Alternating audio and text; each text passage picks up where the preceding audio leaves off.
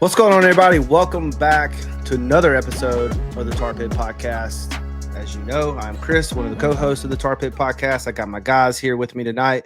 Troy, Trevor, come off mute. How we doing tonight, my guys? Troy, what you got?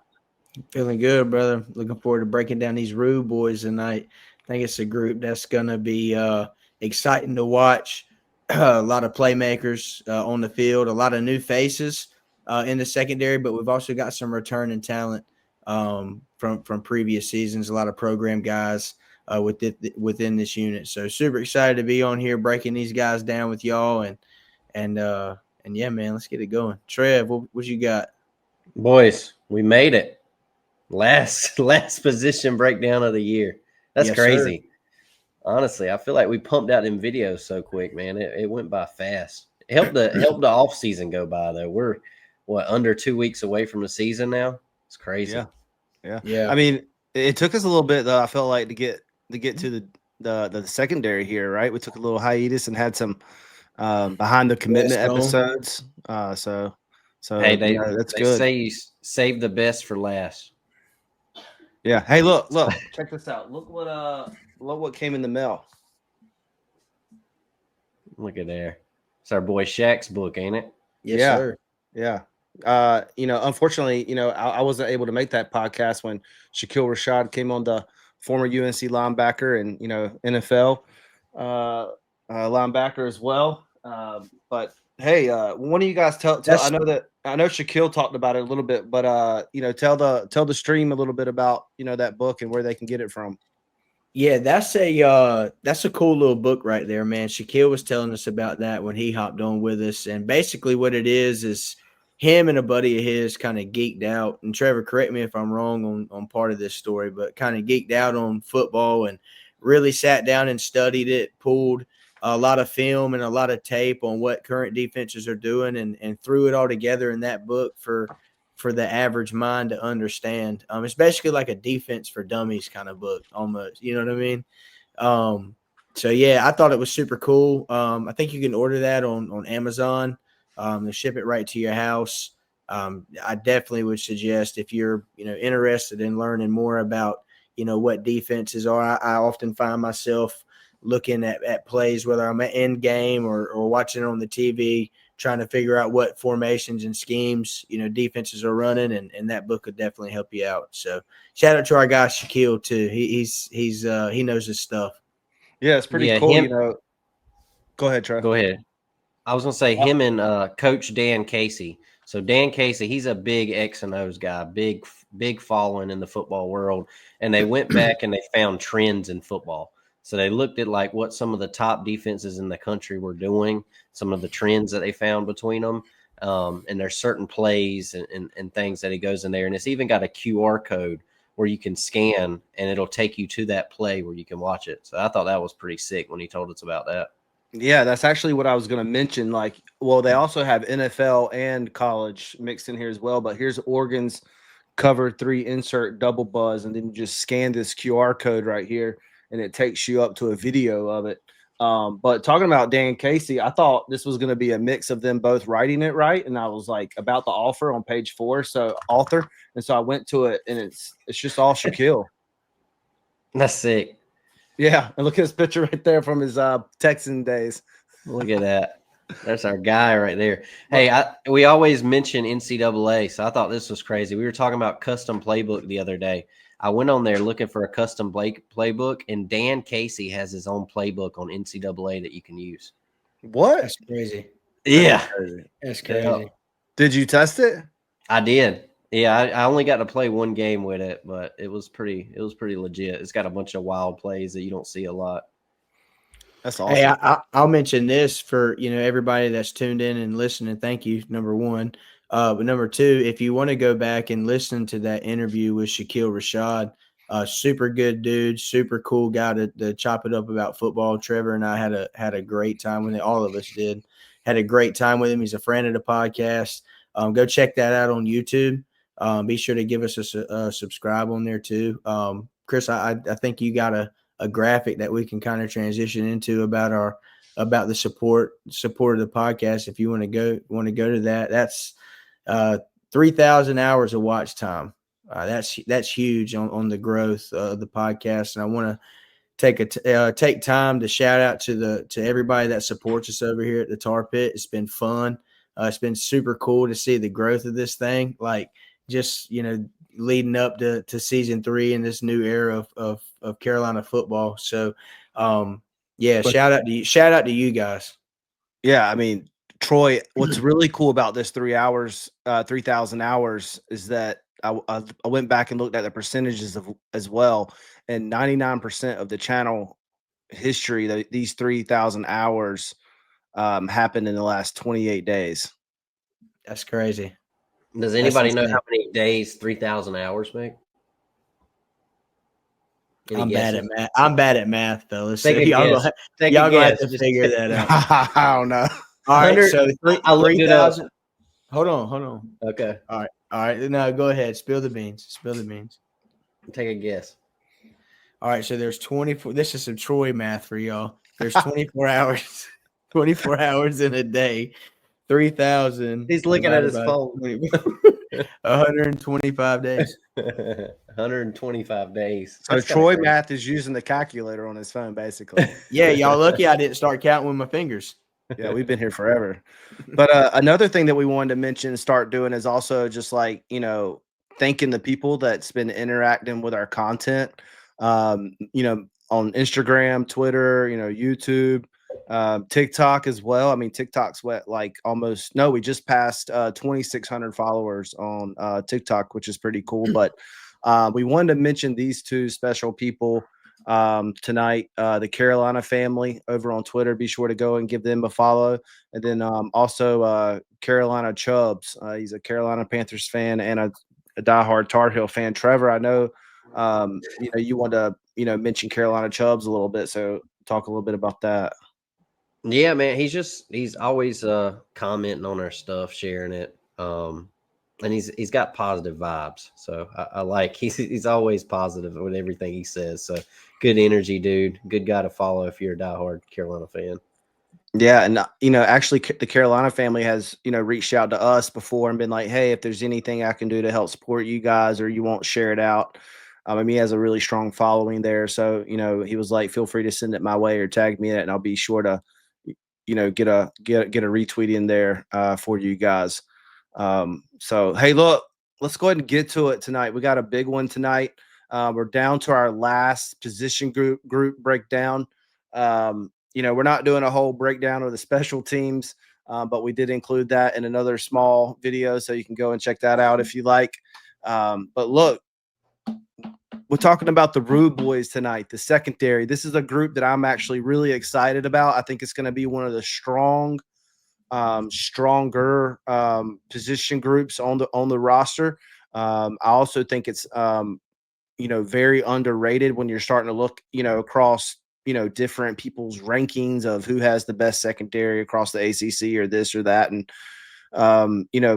this Carolina secondary hasn't really been mentioned a lot, and I think it just comes down to a lot of new transfers and a lot of unknowns as well. So a lot of people feel uncomfortable. I mean, outside the building of Carolina fans, right? Outside the building of Carolina feel kind of uncomfortable putting their stamp on that, right?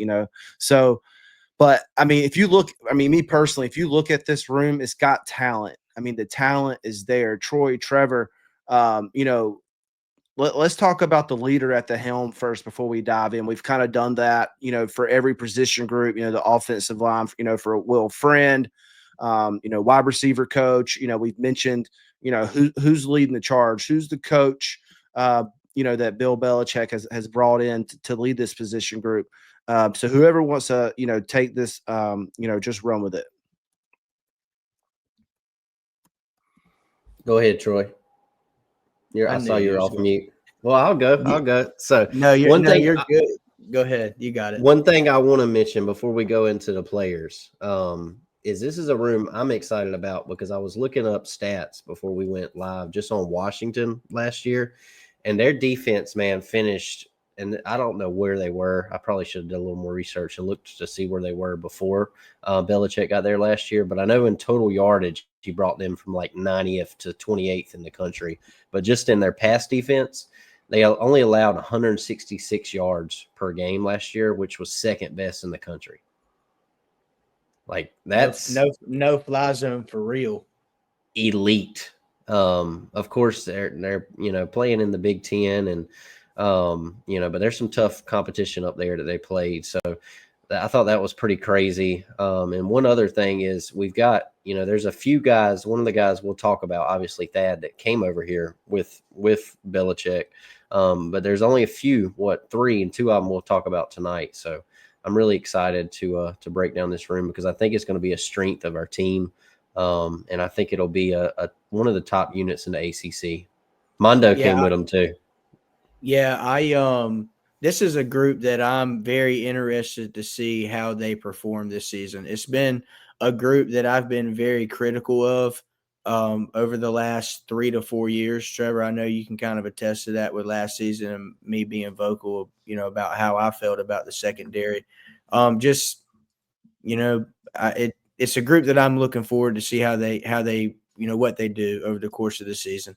I will agree with Trevor. I do think it can be, just based off the guys that they've brought in, and the talent, and just, the different, people that we've got on staff over on the defensive side. I do think that unit as a whole can be a strength of our team.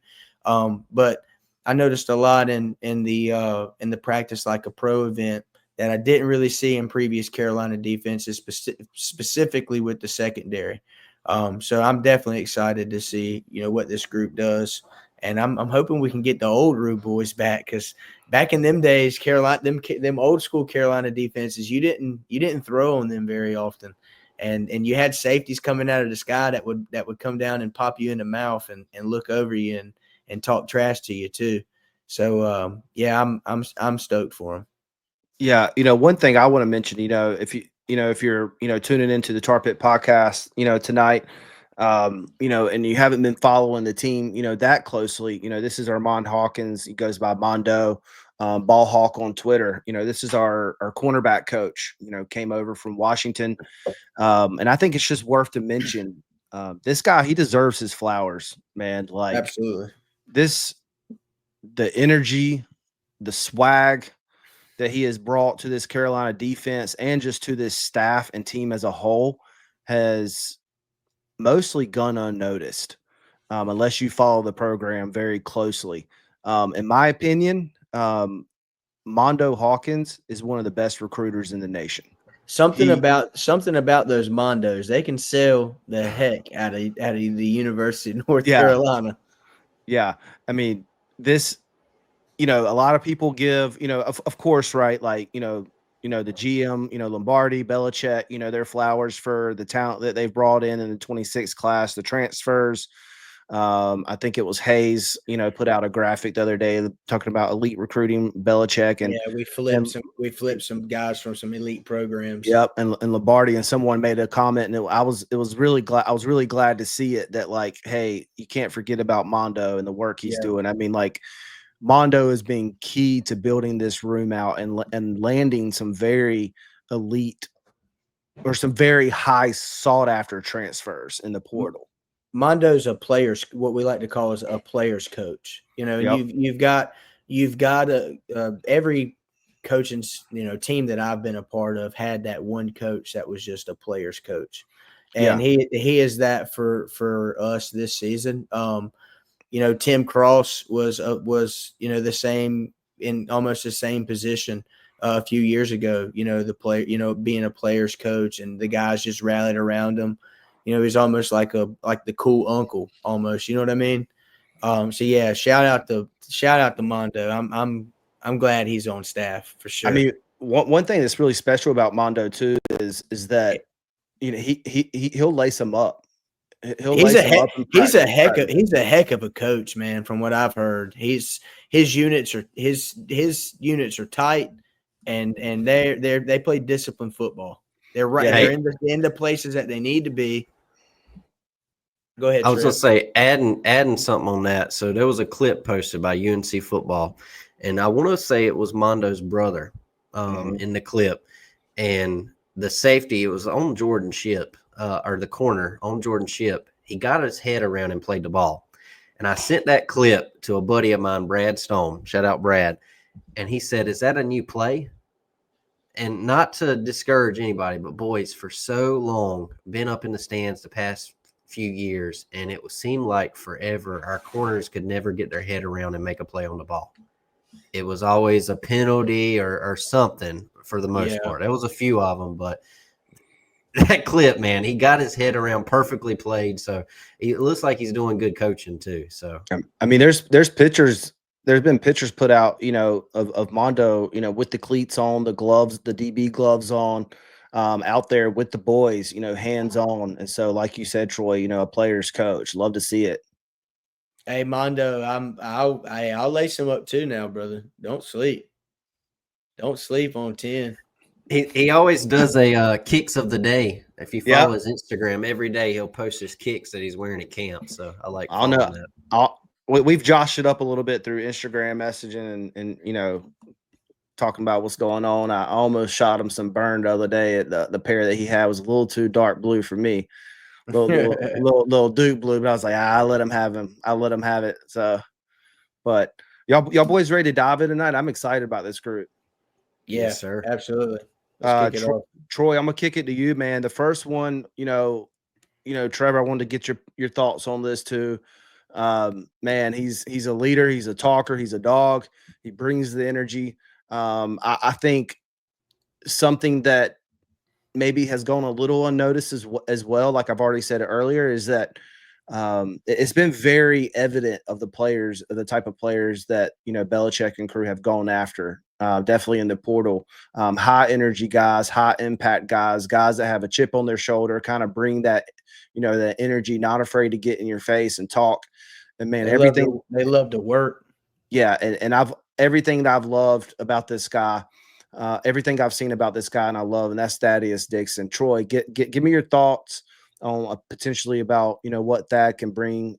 First, how big of a deal it was for us to land him. Yeah, man, Thad was one of like 4 Washington Huskies that came over to Carolina. In Kamori House is another one. But those two are the 2 main transfers, in my opinion, that we've landed. 2 of your more higher level, and Thad is a guy that he's going to play your best receiver. Honestly, he's gonna be a guy that's not afraid to shadow your best man and go 1-on-1 for 4 quarters. And just made a best man win. But he's gonna give it his all every play. This defense has a good blend of new faces, but also returning talent as well. Like I just mentioned, Thad is one of those new guys. He's a redshirt senior, I believe. Is that right, Trevor? Trevor's my Trevor's my confirmation, my fact check guy. He's a redshirt senior, so we've got him for 1 season, and I hate that because I think he could be a really good player in a Carolina uniform and fun to watch. But and when you talk about the secondary as a whole, Thad is, in my opinion, and fellas, you may disagree with this. If so, cool, but he's the anchor. In my humble opinion, he's a guy. They say he's been lighting it up in camp. Trevor, you've thrown this stat around. I think he had like 20 picks in the spring. Is that right? I mean, that's great for him, but I think there might be a reason we went out and we traded a quarterback and got a new guy we brought in. So yeah, very true. But he had some production at Washington too. He played in the last 3 seasons. He committed to Carolina over Michigan, Tennessee, Ole Miss, and he flirted with a potential return to Washington. I honestly thought that he was going to end up going back to Washington. Something in my gut just had me leaning that way, but I can remember how excited I was to have a corner of his caliber commit to Carolina because we haven't had one in a while. We've had guys, and I won't name drop, or anything like that. But we've had guys that just didn't pan out at the position, and I it's good to get an experienced guy like Thad in your defense, your secondary room, your cornerback room. Trevor, I'm gonna pass it to you. Hey Chris, will you go back to his the first highlights you posted of him in game?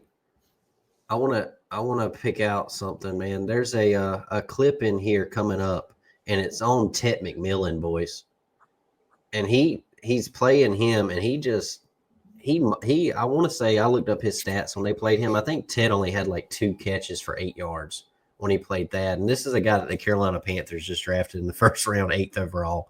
I believe it's coming up here in a second. I know I seen it in here, but man, he was a huge get. I was like you. I thought when we were following his recruitment pretty hard because he was the biggest at the time. He was like one of the biggest guys that was left out there, the highest ranked guys. Right there's one of the clips. That's your Tet McMillan.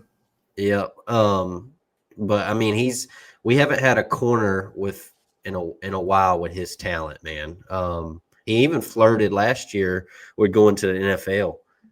So he could have went to the league last year, decided to come back for another year to improve his stock.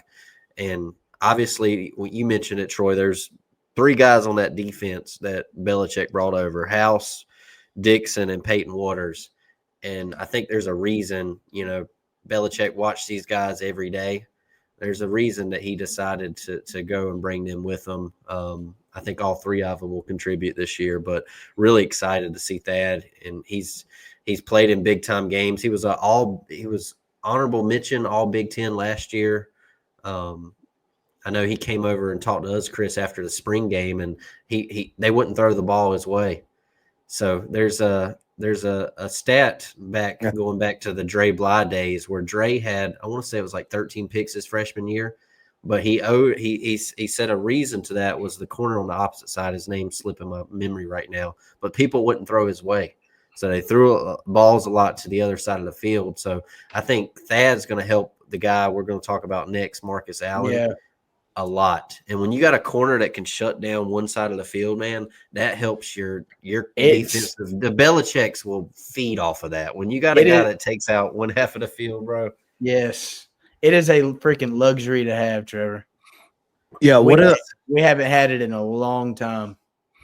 One of the things that was really cool to hear him say at, like he was one of the guys at ACC Media Day that, UNC took with them. And somebody asked him a question and he's like, yeah, just, the wide receivers, when they come, if I'm guarding them, they're going to have a hard time. They're not going to have a good day. I just love that confidence. It's like, I don't really feel like we've heard that type of confidence from players in the years past. And, you just see that and you hear that, on a regular basis now. Kamari House, receive the receivers, and definitely Thad, man. He just brings that energy. Yeah, it seems like, dude, for him to be there already, and just the clips UNC has posted of him, he's a vocal leader, and he seems like he's fun to be around. So he'd be a cool guy to have as a teammate to play with. I wouldn't want to play against him. I guarantee he's talking the whole time.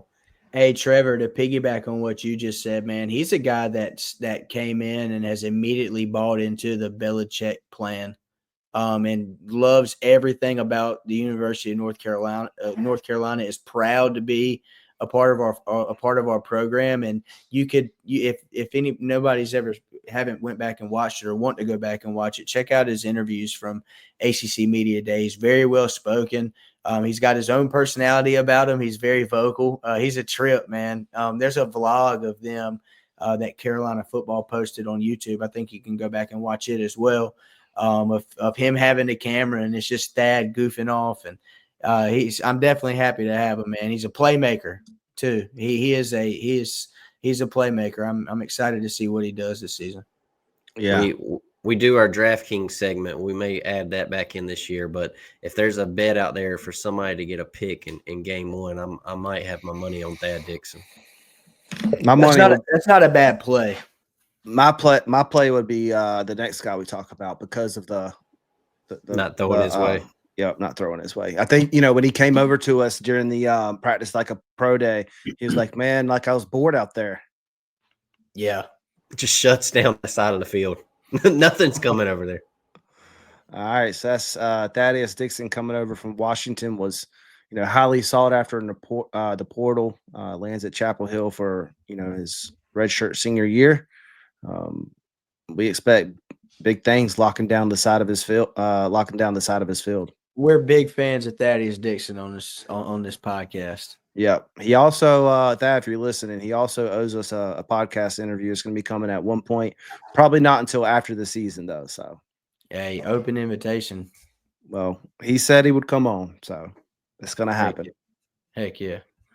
Let's get So, into our next guy. I'm super excited about this dude. yeah, next guy we have up is Marcus Allen, coming into his senior year, out of Georgia, before he came to Carolina, of course. Um, I'm really excited to see, him put it together, for his senior year. Um, you know, like we kind of talked about and hinted in when we were talking about Thaddeus, is that he's going to be tested, right? Like that is potentially more than likely on most cases going to shut down his side of the field. And so he's going to be tested. He's going to have his opportunities. And if there's any opportunity for him to put film out there for the NFL, this is his year, because no doubt about it, like I've already said 2 times, he's going to be tested. Trevor, I kicked it to Troy first last time. What can we potentially, see from Marcus Allen? And then also I want to dive into a little bit, with Thad shutting down his side of the field, what that means for Marcus and what that can mean for this defense if Marcus also follows suit. We can see, I don't want to jinx it, but we saw what Washington did last year. If you got one guy that can lock down one side, and Marcus, man, he's always had the potential. I mean, even from his true freshman year, he played against Oregon. He was a true freshman in that Holiday Bowl and made plays, man. And he's got, I mean, perfect size that you want in a corner. He's like 6'2", 190 pounds. And I think we mentioned this in one of our other our other podcasts. He was playing his best football last year at the end of the year. And then also he's another guy that was there with the staff prior, and he's back with this staff. So the previous staff liked him. Belichick comes in. They're like, hey, we like this cat. And I think we got two NFL cornerbacks, boys. So we just mentioned it. If Thad's locking down that one side of the field, they're not going to throw his way. We're going to see Marcus Allen making plays like this on the other side of the field. And it's going to be, I think this defense, It's gonna be scary. It's got a lot of potential, man. Especially anytime. I don't remember last time a Belichick.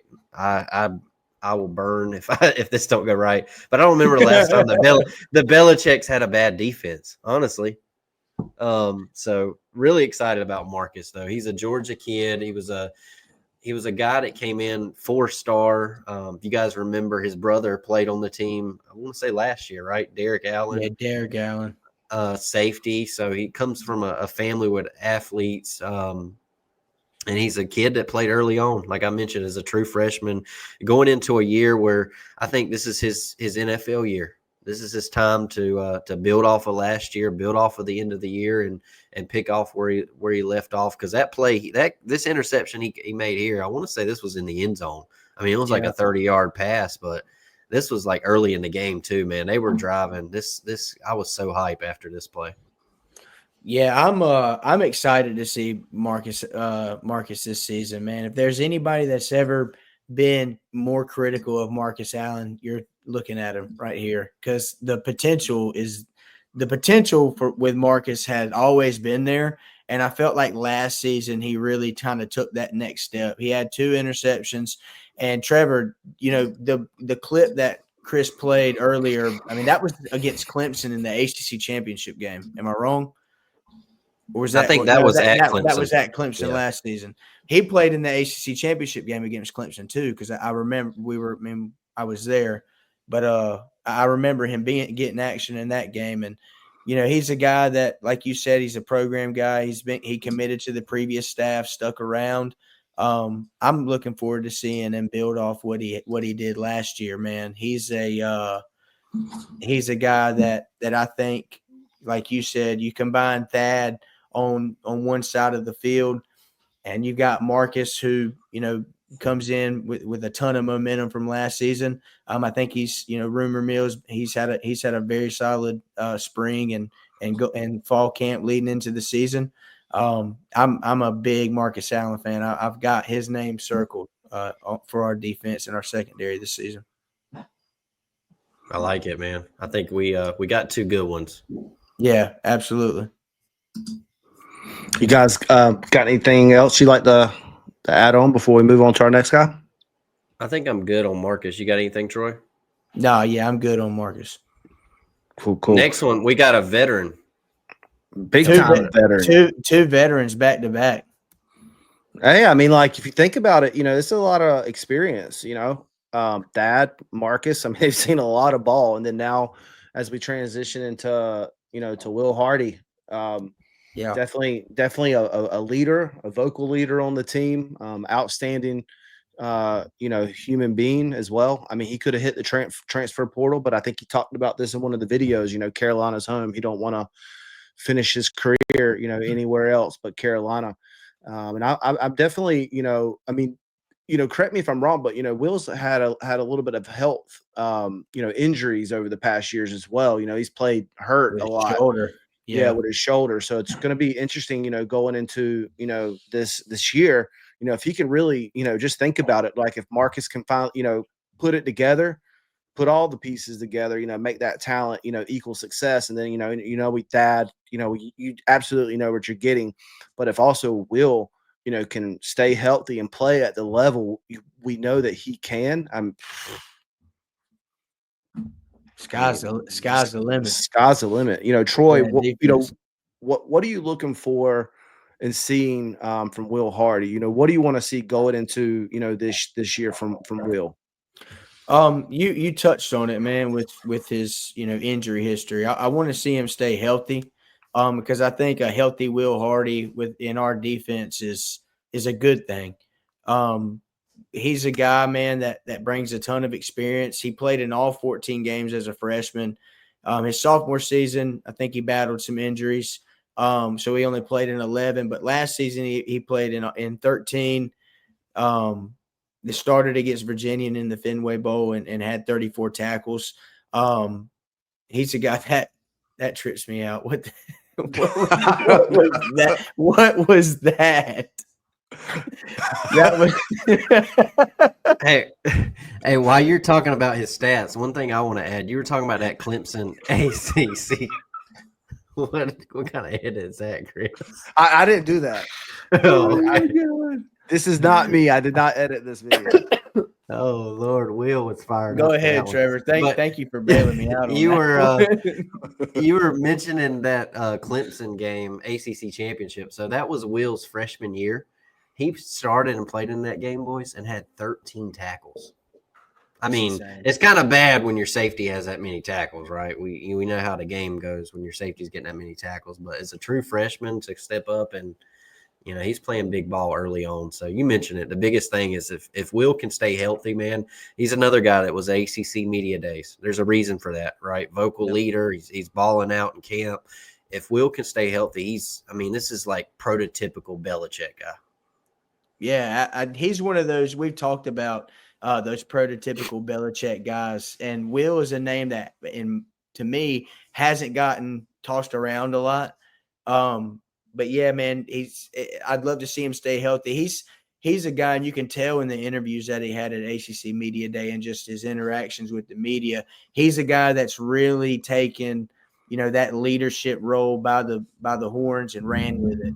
A lot of people saying Thad raved about him at ACC Media Days about him just being a leader within the program, and he was a guy. There was a video that Carolina put out too about them doing a lift for Ty Lee and Will. They were just raving about how that meant, what all that meant to Will.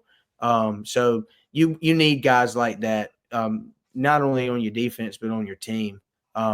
He's a guy, man, that I'm super happy to have back because he committed to the previous staff as well. And when the coaching search happened, he could have easily tossed his name in the portal. I honestly thought he would have and would have ended up back in Virginia.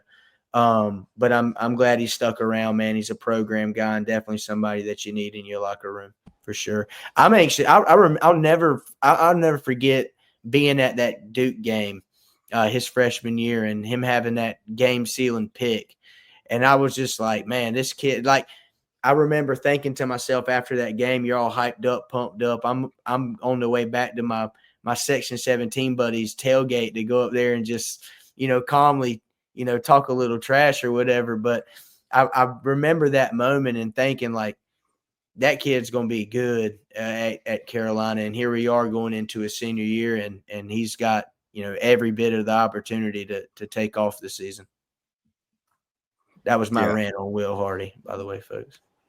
No, have at it. I mean, for fun, we can just do this one more time, right? I thought this was pretty crazy. I swear. Going back to that video, Troy, he's 5th generation D1 football player. Did y'all hear that? Yeah, he talked about that in one of his interviews. Man, his his all the way down to his like great grandpa who played in like the 1800s. It's crazy. Yeah, he's got you talk about a lineage of college, and it's all college football. It's not just like football; it's college football, D1. Chris brought the fire out for the edits tonight, folks. I did not edit that. His all ACC academic team Warfel Trophy watch list recognized for excellence on and off the field, symbolizing academic, athletic, and community impact. Sports Illustrated profile. It's the alpha dog. So yeah, he's a smart kid. He's the type of safety that with a new defense, somebody that can calm the guys down, get them lined up right. He's somebody that you want back there healthy. So hopefully we have a big year from Will. Hey, did Matt Merletti play safety at Carolina, or did he play linebacker? He played strong safety. I think he was a DB. Yeah. Yeah, he played strong safety. That's our Matt Merletti for this season. Matt follows the podcast on Twitter. Shout out Matt Merletti. He also trained at D1, where I trained at when I was in high school going into college. So shout out Matt Merletti. There we go. You boys got anything left? I can still see the fire image in our media tab, but anyway. No, I'm good on Will, man. This is what I'll do. I'll cut that as a picture and put it up and say like, on our Twitter, this is, Troy Hill's favorite photo of Will going into 2025. Yeah. Fired up. All right, well, we're going to get one. We're at 40 minutes here of tonight's stream. We're going to get in one more player, and then we're going to take a break. The next one up, I'm actually, excited about. I think he brings also a lot of, like I talked about, you can see a trend of the type of players that, that edge that Bill Belichick has brought in. This guy, he started at, Maryland, made his way to down the road, East Carolina. And I meant to pull the photo for tonight just for fun, but I didn't get it. But if you absolutely know this guy's bought in, and this is how he's only been he's been at Carolina for a few months, right? And he's already got a UNC logo on the side of his leg tattooed. If that doesn't say committed and bought in, I don't know what does. My only question is, does he have one for Maryland? Does he have one for ECU as well? That's something I would want to know. We got to clip that and post it and see if we can get him to respond. Yep. I would love to know that too. We should have done a guess the player before we leak this. That would have been pretty cool. That would have been pretty sick. I don't know. This is a crazy story real quick, and also a little creepy, but when I first came across that photo, because it has to do with a dream I had.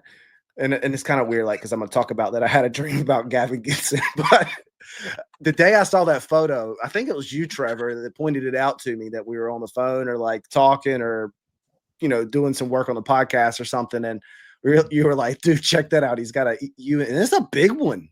It's a big one. Yeah, it's a leg tattoo, on his calf. Yeah. I liked it. I thought it was pretty creative. You don't see that a lot. Oh, absolutely. And that night I dreamed that Bill Belichick, that was initiation that all players had to get a UNC logo tattooed on them. Yeah, like a brand. Yeah.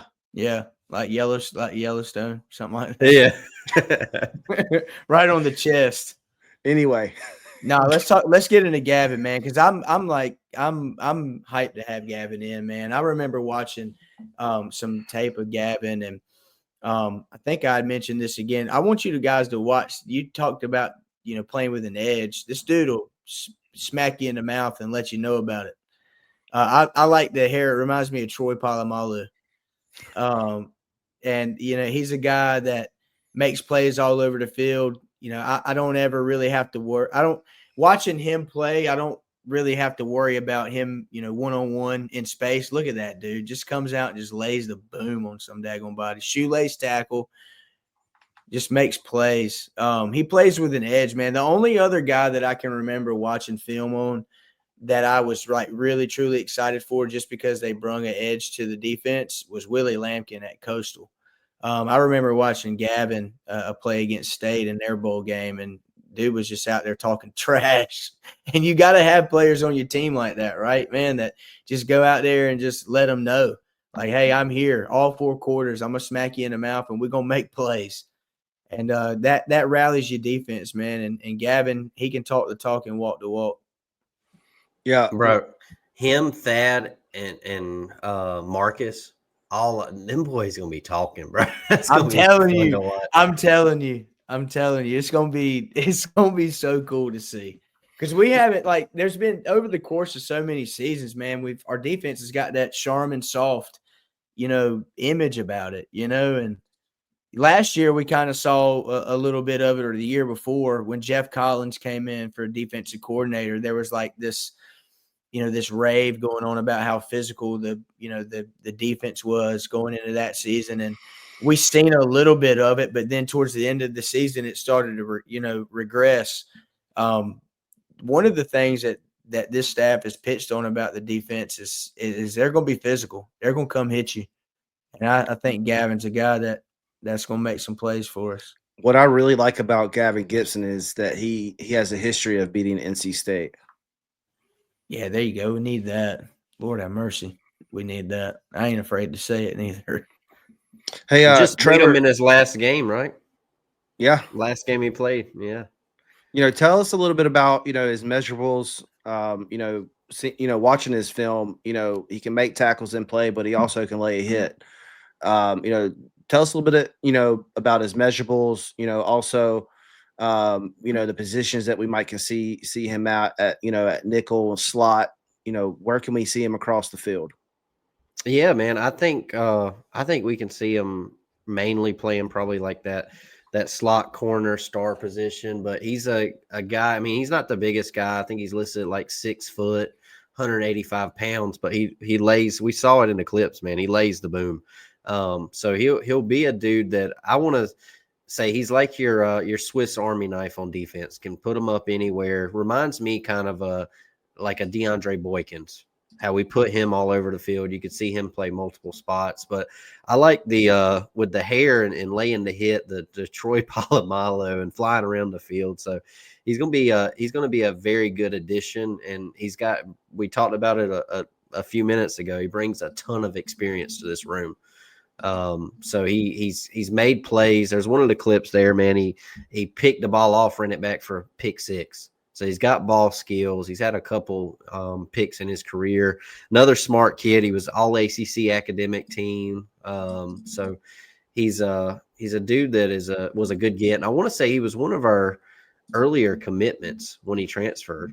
I don't think it was too late in the portal when he transferred to us, but he's one of 2 ECU guys that we brought in this year, I believe, him and CJ. So I'm very excited for him. And I remember there was an interview he did, man, and he was just talking about how he was going to come in and be like a vocal leader and kind of change the tone of the room and the play style and stuff. And it just reading that interview, man, it just fired me up.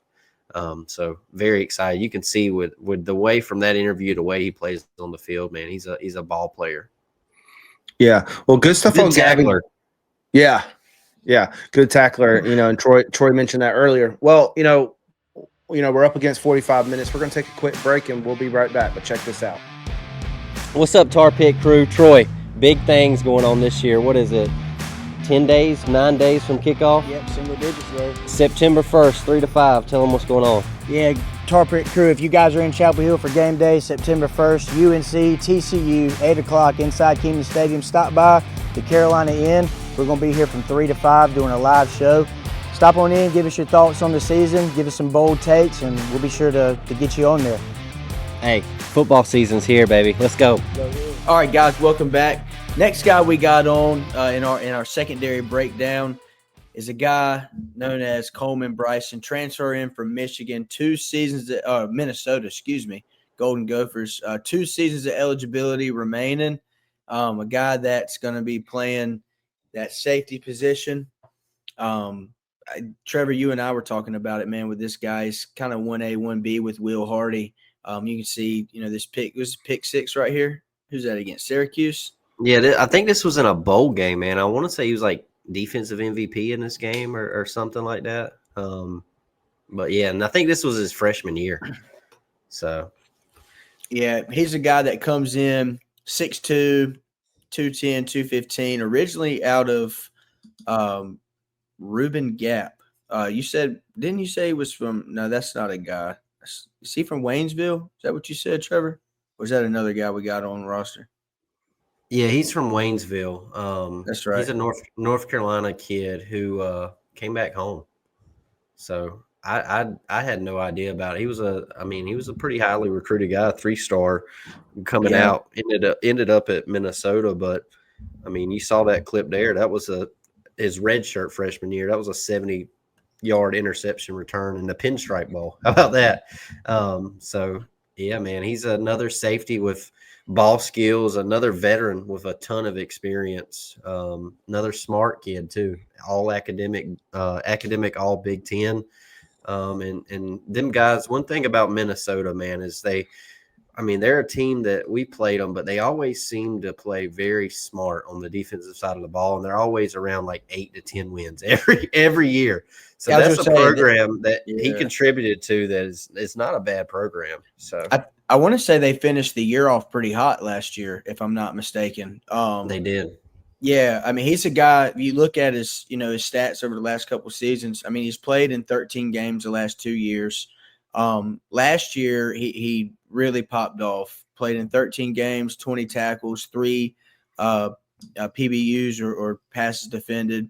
He played 264 defensive snaps and 155 special teams. So another guy that you can throw out there on special teams as well, and get some get some production and him to contribute. But had a 5 tackle performance against Michigan. I thought that was a pretty cool stat to throw out there too. So guy that comes in with a ton of experience over the last 2 seasons, still has 2 seasons of eligibility remaining too. I know we've got some leadership and some older guys in that secondary and in that safety room. So a guy that, comes in and is immediate building block for the future too. Yeah, he's a big get, man. He's a veteran back there, and I think he'll be big for that room. Not much more, I don't think, Chris, unless you got more you want to add on him. I think there's a lot of guys in this room we'll talk about and a lot that can contribute and play. Yeah, I mean, the only thing that was interesting, I think, like his brother came on a visit recently to Carolina too, but he ended up committing to somewhere else, right? Or has he committed yet? Don't get me to line. I'm not sure on that. Yeah, I'm not. Don't get me to I'm not sure on that, Chris. Sorry, I was trying to catch you slipping. Yeah, you caught me. Yeah, I think he's gonna play a lot, man. Yeah, I don't have much else. Hey, let's talk about we were talking about Mondo earlier. This next cat was a big get for Mondo. Yeah, Go ahead. Sorry. I'm still thinking about that Will Hardy photo for some reason. You're gonna have to edit that out. You're making your job harder, Chris. Yeah, I know. Nah, Greg Smith, Trevor, you hit the nail on the head, man. He was a late portal get for us, and a lot of, correct me if I'm wrong, a lot of people thought that he was. Where else was he projected? He got crystal ball to Purdue. Yep. Yeah, that's right. Purdue went after him really, really hard in the later stages of his recruitment. But that picture you just posted, Chris, on there of Mondo visiting him, that was an in-home visit. Towards the end and the late stage. I think he ended up committing to Carolina like a day after this picture was taken. Yeah, how I believe it went down, Troy, is that he visited Carolina. You can also tell that he, was one of those type of, I guess commits, I guess you could say, in the transfer portal, but enjoyed the process, so came to Carolina, did the whole shebang, putting up the photos and all that. And then he went down to Purdue And then while he was at Purdue, I believe that's when he got the crystal ball to Purdue. Right after, he ended up posting a video. A Purdue highlight, and then Yeah, a Purdue highlight. It had like in Drew Brees football. in it and everything, and everybody thought like, oh, like we missed out on him, dang. And then like the next day, you see, I think Hayes posts Greg Smith transferring to UNC. I'm like, boom. Yep, and I think it all comes down to this in-home visit right here.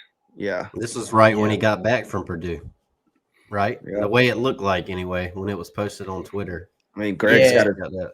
I mean, Greg's brave, man. He's got his toes out and everything on the photo. With them Gucci flip Like flops. some Gucci. That's what I was about to say. Some Gucci flip flops. But I know we were talking about this before the stream.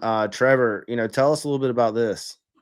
Yeah, so when we were we talked about it a little bit earlier, Chris, or before the stream, we were writing an article about Greg Smith. You posted an article on your page, and when I was doing my research, man, this was a cat that Florida hated to lose. They were expecting, he's a young guy, I want to say he's like 6'3", 6'4", so huge safety.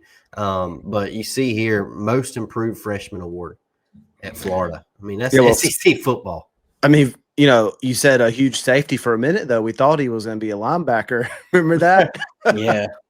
The mishap, or somebody edited something. Well, yeah, they put him as a linebacker on the UNC website. And then I saw, I know we had mentioned it, but didn't make anything of it really. It's probably a typo or something. But then it stayed up there for a while. And we're like, okay, what's going on? And maybe that's what that in-home visit was about, was selling hey, this is the vision we really have for you, right? You're going to be playing linebacker. And then the Florida burners got a hold of it and put it up and was like, man, he transferred to UNC to play linebacker. What in the heck is going on? And then I think it was 3 hours later, they made the edit. Yeah. Yeah. They were salty. Yeah. He's got 4 years of college eligibility remaining too. So he's a guy that, we play our cards right, can stick around the program for a very long time.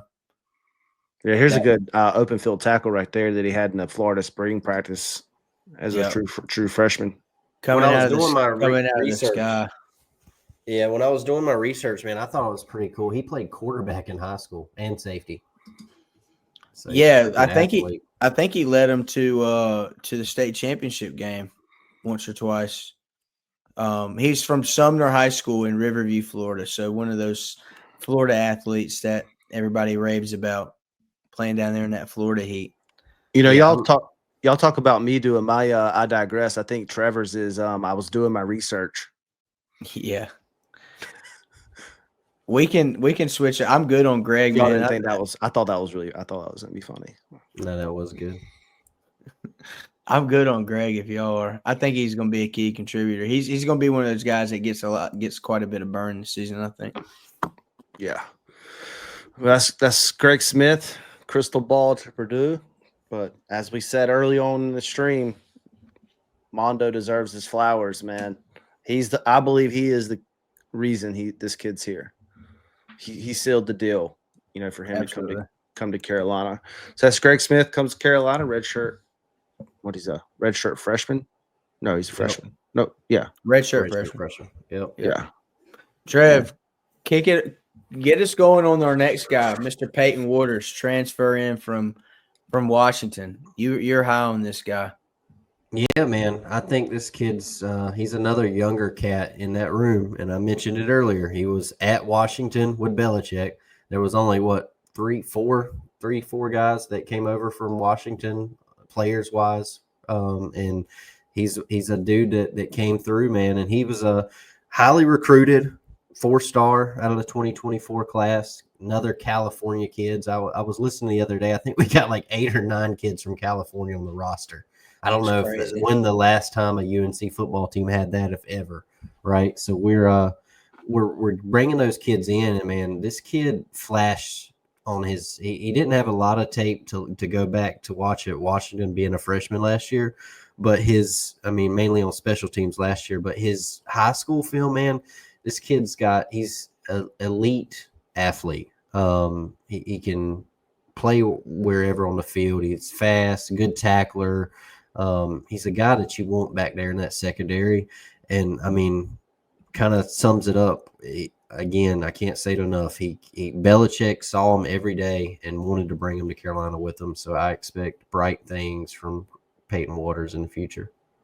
Yeah, he's got 3 years of eligibility remaining. It makes you think that, he was brought in as a building block for that position for the future for sure. But he got quite a bit of snaps and played quite a bit of snaps last season. He played in all 13 games. Like you said, Trevor, primarily on the special teams, but saw some rotational defensive snaps too. Comes in 6'1", 182, Birmingham High School out of California, and a guy that we'll see how much he plays this season and where he does play. But I think he's a good building block and somebody that you can get in the program early and establish that culture in them and get them to buy in and see develop them. And shout out to his mom, man. She's a supporter of the pod. His mom's on about every episode, every post we have. So shout out to Mom. We're gonna meet you at some point in the season. We gotta get a pick with Peyton's mom for the tar pit. Yep. Good shout out, Trevor. The next one is a good story. Malcolm Ziegler, fast dude, 4.34 40. But I got this video that I wanted to share. I think it's only like a minute long. Let's take a listen to it. This is Malcolm Ziegler as a little kid. Coming and it's homecoming here at Carolina. Guess what? Your dad is home, and he's home for good.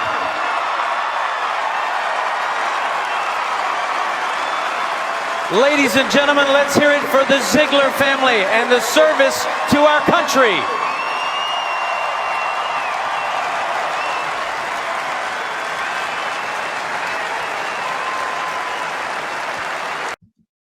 I mean, how cool is that? I mean, this is a little kid, right? His dad's coming home. Carolina had no idea one day this kid was going to be a highly rated recruit coming out of high school. Ends up following his career, gives him an offer, commits under Mac Brown, and then becomes a Tar Heel after all that as a little kid. I mean, that's pretty cool. That's definitely a definition of a full circle moment right there. I think I've saw that video 10 times, and I got chills right there again watching it. It's a pretty sick video. And this dude I'm really excited about. I know you be dogging Fuquay sometimes, Chris, but I'm originally from Fuquay. I know you have a joke that you make about Fuquay when it comes to like NC State down in Fuquay Arena. But I brought him up first tonight. But I'm originally from Fuquay. My wife graduated from Fuquay, and Ziegler comes from Fuquay. So I'm really excited about this kid. I've always followed him closely because of that. But there was a clip that was posted, or he shared actually on his Twitter page. So Ziegler, he's 6'2.5", 6'3". He ran a 4.34 40 at that size at safety, man. That's Troy, what was your 40? And you were fast. Now, be honest. Now, what was your 40? You were fast though, bro. Put him on the spot. Man, to be honest with you, dude, I ran so many 40 times it varied. I went to so many camps over the last 2 years of my high school career. It really just depends, Well, I ran a 4.7. I feel like Troy's dodged this question. I ran a 4.7, and I was the fastest kid on the baseball team. I did not run a 4.7 40. It was I ran a 4.7. I say 4.7. It was a 4.75. That's why my Instagram name is T Wheels. Fun fact, in case you guys didn't know. So I was fast, but I'm like 4.34 40. That's crazy. I ran high 4.4s, about 4. I think at Carolina I ran a 4.48. At Duke, I don't know what it was about Duke, but I ran in like the 4.5s and I was pissed. I was so mad. I was like, I hate it. The turf at Duke was so hot, dude. I'm sitting there spraying water in my cleats because my feet are freaking burning. But then I got put on wearing soccer cleats, and that saved like 0.2 of a second off my 40 time right there. Bro, that's fast as crap, and you didn't want to say that. I mean, That's bro. It's not really that fast for a slot receiver. I mean, it's not slow, but it's not fast neither. For a white slot receiver. You're getting it. I'm just gonna say it. You're getting it. It wasn't like a good 40 time would be like 4.42, like a 4.42 40, I or got you. something, or 4.34 like Malcolm Ziegler. Yeah, I mean the But fastest NFL time is like a 4.26, right? yeah, something like that. Yep. So No, pretty sick. I'm excited for Malcolm this year too, man. I think he could. I think he's a guy, man, that you can come in and what are y'all laughing at my 40 time? Christian got I'm the laughing giggles at tonight. Trevor. I'm laughing at Trevor. That's a fast white slot receiver. I mean, He said that's it. true. He said it. But no, let's get back to Malcolm. He's the guy, man. I think come in and this season, so we'll see what he does. He didn't. I don't think he played a lot at safety last season, but I want to say he's had some. He's been noticed quite a bit, over this, over the spring and leading up into the fall camp. Trevor, you mentioned his measurables, but he's a guy that committed to the previous staff. He enrolled early at Carolina. He was originally supposed to be there this year, as for his freshman season, but he enrolled early in 2024 out of Fuquay. But I think he's a guy I'm anxious to see how much he plays this season and what kind of fit they have for him at safety. But he's a guy that you want to keep around in the program, for sure. I think he's a guy. We saw him flash a little bit last year on like special teams and things like that. I think we could see him kind of break out this year and take that next step forward. Absolutely. Lay a good foundation for his junior season and then, take off from there. You know what I mean? All these young cats we got, man, and this back of the room, they got a lot of potential. Yeah. 100%. I'm good on Malcolm. Yeah, this next cat that we'll talk about, dude, is I like his story flying too. under the radar a little bit. Yeah, he's a pure athlete too. I mean, when he committed to Carolina, he committed to Steve Forbes and the Diamond Hills as well, and played baseball and in a reserve role, but also football. But then has since then transitioned to solely football. So it's going to be interesting to see. But remind me, was last year his first year that he had fully started focusing on football? Yeah. I don't think it was even last year. I think last year he only had like 2 or 3 spring practices before the season, I want to say, and then he played, and I may be wrong, but I want to say that, and then he had a couple picks last year, and that pick 6 for us. Yeah. So we're talking about Caleb Cost, defensive back, for UNC at 5'10", 195 pounds. That's pretty stout for 5'10", but I'm really excited to see what he can do, and just thinking about the talent this room has. If they can really put I say like if they can put the pieces together, but I feel like they should be able to. I think it's going to come more down to the communication, right, and meshing early on. I mean, the talent is there, and I think Caleb Cost can just continue to be a building block for this room. Troy, what do you think about Caleb, and what as UNC fans, what can we potentially expect from him? Yeah, Caleb's a guy that I was really scared we were going to lose to the portal when Mac Brown was relieved of his duties, but he stuck around. And he had a good bit of production. He's a name that's really, in my opinion, flown underneath the radar leading into this season.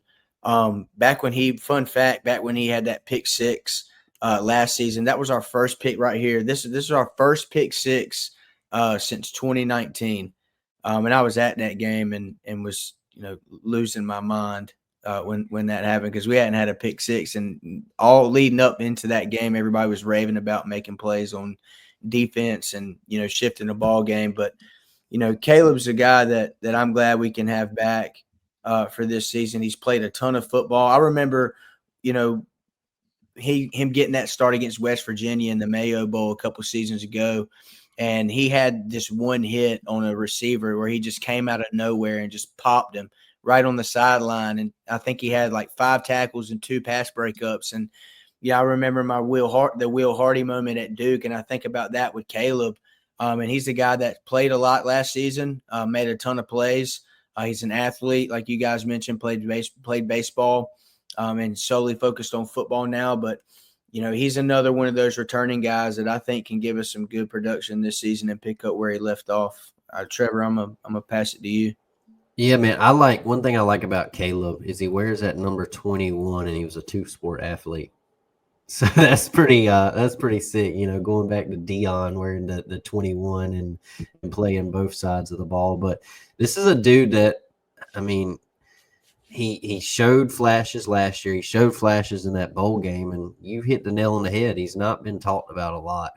With all these new additions, I guess you could call them new toys we got in this defensive back room, he's flew under the radar. But I think he could start this year. He probably will start in that slot corner position, or he'll play a lot if he doesn't. But he comes in with a lot of experience. That play right there, man. Yeah, that was I remember. That's one of those plays that'll get you up out your seat right there. And that's when, I hate to say it, but that was like, I want to say fourth quarter. That game's still close. He makes that play, and we score another touchdown after he makes that pick. But I mean, he's got all the skills in the world, man. I think he's played over 900 career snaps, and I think if with his athletic ability, he's someone that Belichick can turn into something special if he puts his head down and listens to what he says and goes to work. So another younger guy that I think's got a bright future for us. You're on mute, Chris. Yeah, Chris, mute monster got you, brother, man. Mute monster got me. It almost got me earlier, but for a guy with his production, Trevor, he's like you said, he's flown under the radar for some reason, and I've scratched my head on it quite a bit because I'm like, we've got Caleb over here who had a majority of our picks you know what I mean? He had 2 picks last season, and nobody's talking about him. I'm anxious to see how he fits into the Steven Belichick defense. Yeah, good points. Good points. Next one is primary slot, nickel corner, Trey Miller. Trevor, I know, before stream you were talking about, a potential starter here. Trey Miller. What you got on him? Yeah, Trey, I mean, we couldn't really see it in the spring game because they weren't wearing numbers, but Trey played in the spring game. Look at that clip. I'm guessing he's the one standing up, right? Yeah. He was tagged in this photo, so I hope so. Yeah, Mondo, Coach Yeah. Mondo there. Be something. It's something if the team you play for tag you while you're on you. Yeah. Yeah. This was on Mondo's Instagram, and I was like, this has got to be his post because there ain't no way he would dog one of his DBs like this. Yeah. Yeah, but he's a kid out of Alabama, right? Well, there's a few guys we've got out of Alabama the past few years, but another kid that hasn't played a lot, but he's another guy that was recruited by the former staff and is still here. So I think Trey has a bright future. He played in some games his freshman year, redshirt freshman year last year, saw some action early against Charlotte and Virginia. But, I mean, he hasn't really – I think he's got 9 career tackles. So he hasn't really got his opportunities. Had some older guys and Elijah Huzzy and Marcus Allen and Caleb that have played over him. But I think all these guys that we've talked about tonight could contribute. And I think Trey is somebody – he's a little smaller at 5'10", smaller than the other guys. But that slot corner position could be his to run with this year. Yeah, and especially in like today's, landscape game, the game of college football, you want a guy like Caleb and a guy like Trey that can, that cover that slot, those slot receivers and guys that can, one-on-one matchup. You know what I mean? You want guys that you have confidence in, and I'm anxious to see how he does where Trey fits into the system this season. Whether it'll be, rotational snaps or, special teams, whatever. But he's definitely a guy that you love to have in your room, that can give you some production and also a building block for the future too. Yeah, that's good stuff. I mean, Is there any concern for you guys before we transition to the next one? You know, say if Thad or Marcus goes down, is there any concern, you know, for the depth of this room? Well, I mean, I was just sitting there thinking before you made that point. This room's got a lot of bodies. You know, I remember us talking about, this, going into this breakdown, we have what 12, 13 guys to go over, and just as many as the offensive line, and a lot of them are young. So a lot of them are going to have to take to the new culture of Carolina football really, really quickly, because they're going to be asked to play quite a bit, or in some capacity, over their years at Carolina. So I mean, the depth there, it's just putting them in the right places and seeing what sticks. You know what I mean? That's a lot of what defense is, man, is just figuring out what sticks and then repeating it. You know what I mean? Yeah. I mean, now that you mention it, I mean, I hope that's a lot to replace in Marcus and Thad. So if they were to go down, yeah, Or at I least, would have concern. yeah. Because there's bodies in there, but like you said, Troy, they're all younger. Not a lot of experience outside of Caleb. I mean, most of the other guys, I think if we needed them to, Gavin could probably play some corner. But He played corner at ECU, so yeah. And it'd be cool, anxious to see, or interesting to see if he bounces back and forth. Trevor. Yeah, that's what I was thinking. I think he'll be a guy that they. I don't know if you were on when I said this, but he's a guy that can be a Swiss Army knife. Reminded me of like DeAndre Boykins. We can put him anywhere on the field. It's kind of that Gavin Gibson role. But I think, I'm excited about this room, Chris. I'll toss it back to you or Troy to finish it out. But I think we talked about the big dogs. There's a ton of younger guys, a ton of experience, and especially in that safety, the back of the field. But if we can stay healthy in this room's got a lot of potential, and I think can be one of the best on the team, and not only on the team, but in the ACC. Yeah. I've been very critical over, like I said at the beginning, I've been very critical of the secondary. I think a majority of Carolina fans have over the last 3 to 4 years, right? It's been, that Gene Chizik bend, don't break. Well, Carolina fans got tired of a lot of bending. You know what I mean? I mean, it's just like they, over the last 3 seasons, they just, couldn't put it together. And the staff, we've raved about them identifying positions of need, and they went out and got, Thad and some of the other guys that they've brought in as well that we've mentioned tonight. But I think the secondary, and we'll see how it goes. We've yet to see, just like we've yet to see a Bill Belichick coach team, we've yet to see a Steve Belichick coach defense at North Carolina. You know what I mean? We know what he did at Washington.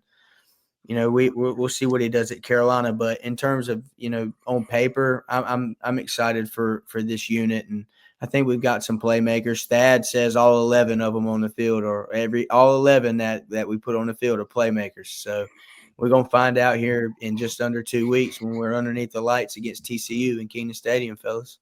Yeah, and that's a team that's gonna try to pass the ball a lot, so they're gonna get tested early. Absolutely.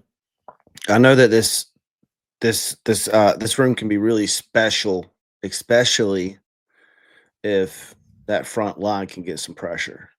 If they can get some pressure up front, and that always makes it easier, right? For the secondary. So if they can definitely get that pressure off the line, that the secondary could really reap the benefits of that. It starts up front.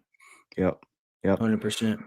Well, guys, we appreciate you tuning in. We know this was a longer one than usual, but like Troy and Trevor both said, a lot of bodies in this room. We didn't cover them all, but we covered the ones that we thought were going to make immediate impact right away. Thanks for watching tonight, but definitely stay tuned. We got some things cooking behind the scenes that we're really excited about here at the Tar Pit Podcast. There's a little bit of rumors going around about some game day live show podcasting in downtown Chapel Hill. So, stay tuned. We definitely got some things cooking. Troy, Trevor, you got anything else you want to add in before we close? A lot of bodies, but not just any bodies. There you go. Yeah, man. No, just excited for this defensive, this secondary room. Excited to be back in Keenan with you guys. Yeah, Chris, we got some things in motion, some things we're working on to try to connect more with the fans and on game day come September 1st, that Monday night. And I'm super excited for it, man. We got some big things cooking on the podcast. Y'all stay tuned, and we appreciate the support. Yes, sir. Well, we appreciate everybody tuning in tonight. As always, you can find our content on Spotify, YouTube. Be sure to hit subscribe on YouTube and give us a follow on Spotify. We recently just had a behind the commitment with Travis Burgess, a 2026 UNC QB commit, out of Georgia, tore it up the other night in his first game. I think it was like 4 touchdowns, right? So definitely blew it out of the water there. And then we just also had UNC commit Zion Smith, offensive lineman from Maryland. So you can catch those episodes both on Spotify and also on YouTube. So stay tuned. We got our season prediction show coming up. There's been some chatter already going on behind the scenes between us three. There's been some heated conversations about, hey, what do you think about this? What do you think about that? Dude, are you serious? Those types of comments. So, stay tuned. It's going to be a good one. But hey, thanks for tuning in tonight. And as always, go Heels. Go Heels. Go Heels. Hey, Tar Pit crew, thanks for hanging with us today. Quick shout out. Today's episode is powered by Untapped Sports Network. Big thanks to them for the support. If you like this episode, do us a favor. Like it, drop a comment, and share it with a friend. That kind of support goes a long way in keeping the podcast rolling. Make sure you're subscribed and following the Tar Pit Podcast on whatever platform you're listening on right now. And don't forget to follow us on social. We're on X, formerly Twitter, TikTok, Instagram, and YouTube. Just search the Tar Pit Podcast and you'll find us. Until next time, go Heels.